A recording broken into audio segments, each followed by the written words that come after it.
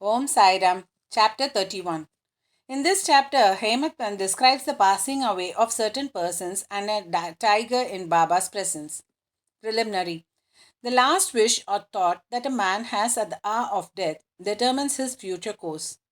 Sri Krishna has said in Gita, that is chapter 5, 5th and 6th verses, that he who remembers me in his last moments comes verily to me, and he that meditates otherwise at that time goes to what he looks for.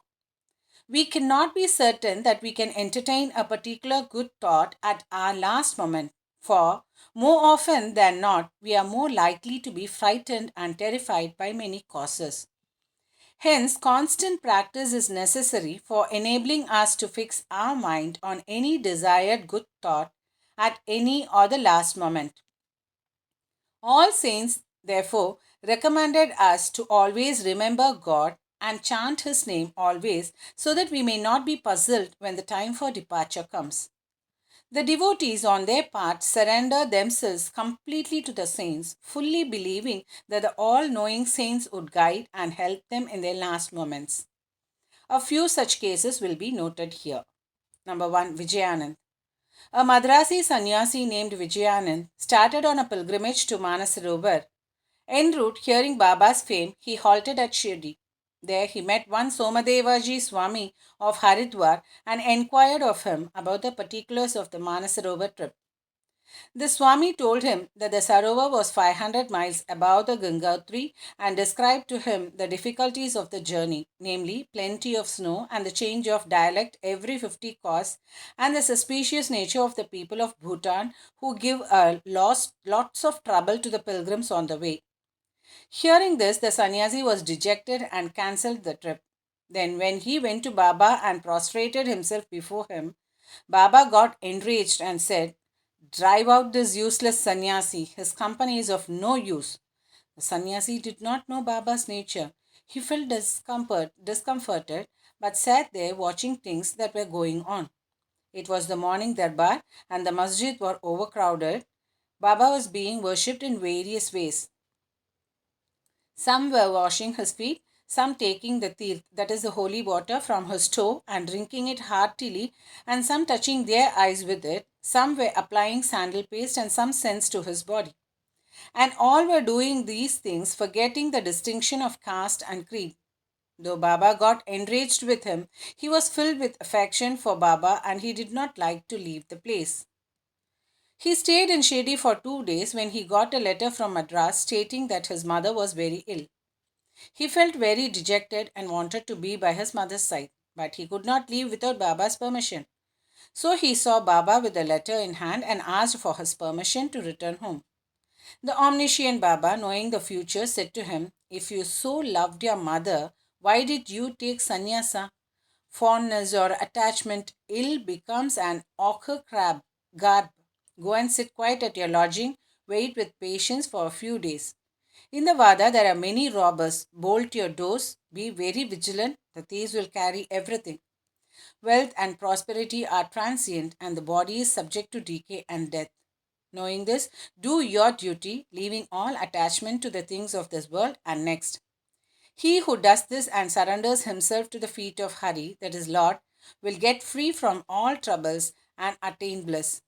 The Lord runs and helps him who remembers and meditates on him with love and affection. Your store of past merits is considerable, so you have come here. Now, attend to what I say and realize the end of your life. Being desireless, begin from tomorrow the study of Bhagavat. Do 3 saptahas, that is, 3 readings during 3 weeks, consciously. The Lord will be pleased with you and destroy all your sorrows, your illusions will vanish, and you will get peace. Seeing that his end was approaching, Baba prescribed that remedy and made him read Rama Vijaya, which pleases the god of death. Next morning, after bathing and other purifying rites, he commenced to read Bhagavat in a secluded part in the Lendi garden.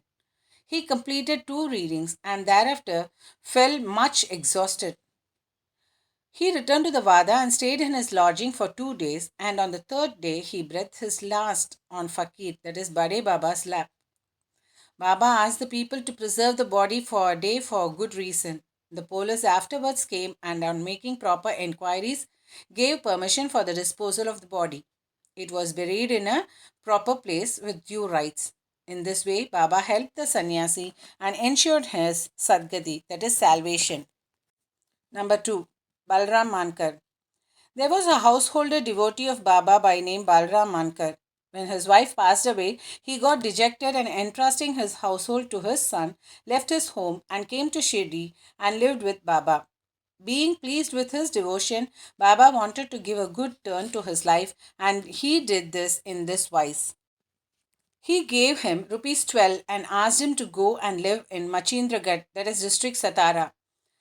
Mankar was first unwilling to go and stay away from Baba, but Baba convinced him that he was giving the best course for him and asked him to practice meditation thrice a day on the Gada. On believing in Baba's words, Mankar came to the garden. He was much pleased with their lovely sight, pure water, healthy air, and the surroundings of the place, and began to practice assiduously the meditations as recommended by Baba. After some days, he got a revelation. Generally, bhaktas get revelation in their samadhi or trance states, but in Mankar's case, he got it when he came down to his ordinary consciousness from his trance. Baba appeared to him in person. Not only that, Mankar saw him, but he also asked him why he was sent there. Baba replied, "In Shirdi, many thoughts and ideas began to rise in your mind, and I sent you here to rest your unsteady mind. You thought that I was in Shirdi with a body composed of the five elements and 3.5 cubits in length, and not outside of it. Now you see and determine for yourself whether the person you see here now is the same you saw at Shirdi. It is for this reason that I sent you here." Then, after the period of was over, Mankar left the Gada and proceeded to his native place, Bandra. He wanted to travel by rail from Pune to Dadar, but when he went to the booking office to get a ticket, he found it very much crowded.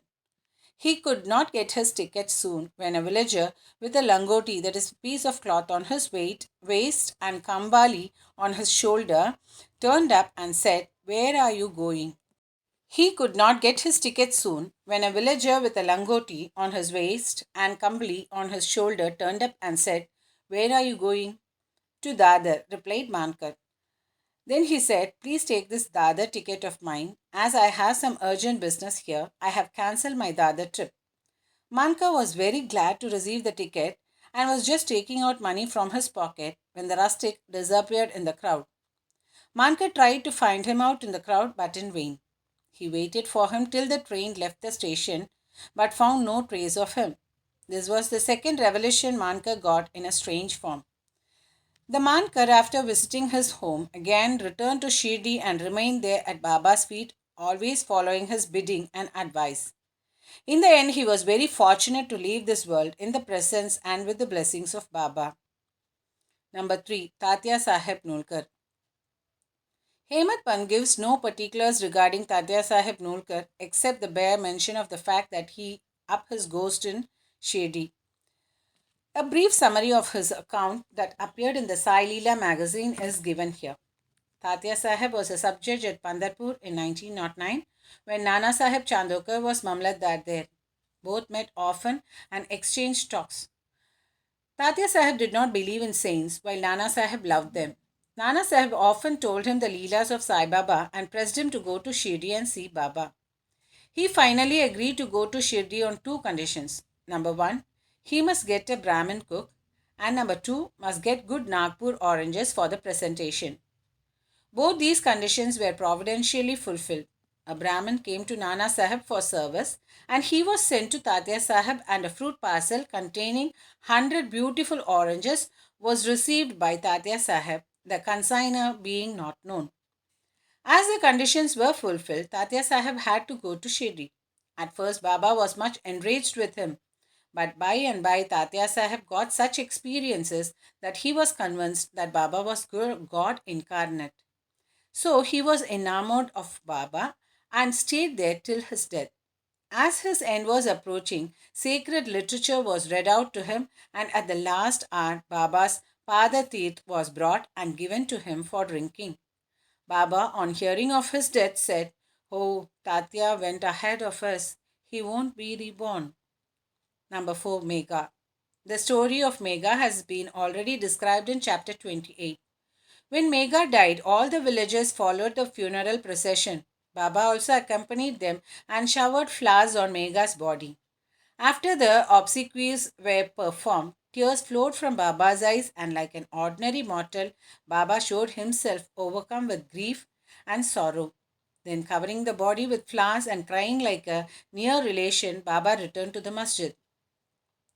Many saints have been seen giving Sadgati to men, but Baba's greatness is unique. Even a cruel animal like a tiger came to Baba's feet for being saved.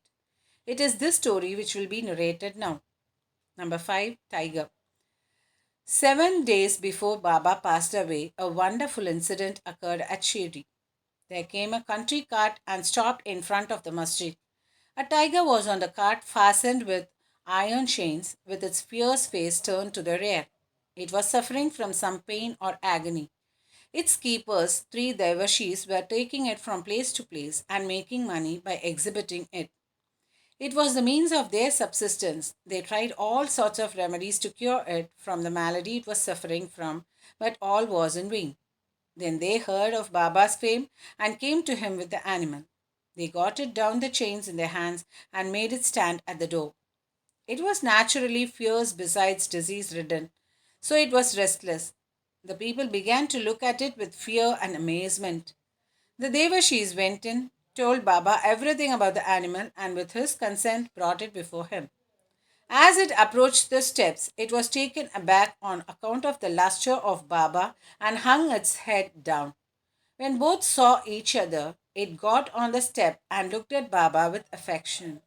Immediately, it moved the tuft of its tail and dashed it thrice against the ground and then fell down senseless. On seeing it dead, the Devashis were first much dejected and full of sorrow, but on mature thought they came to their senses. They considered that as the animal was diseased and nearing its end, it was very meritorious on its part that it should meet its death at the feet and in the presence of Baba. It was their debtor, and when the debt was paid off, it was free and met its end at Sai's feet. When any creatures bow down their heads at saints' feet and meet death, they are saved, and unless they have got a good store of merit on their account, how could they get such a happy end? Bow to Sri Sai. Peace be to all. Om Sairam. Jai Sairam.